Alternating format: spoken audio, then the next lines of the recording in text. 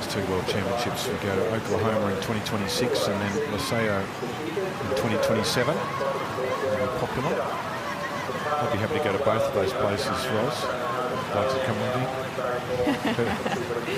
Good food in Laseo. Very good vibes there. One of my favourite courses. Nikita Gubenko, individual neutral athlete issues. Gubenko went for the direct on that downstream gate 12. The nose just swinging the pole out of the way, so he may not have gone through that gate line, although he was in perfect position. And the 50 seconds is up.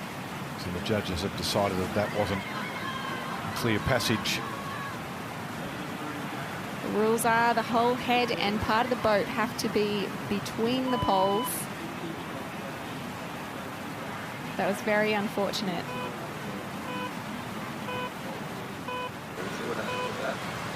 Very, very many curves on the bottom of this run. 4 seconds, so hopefully it's not running Into 6th position for Gubenko, but as we see the coming 71 paddlers, 68 remaining.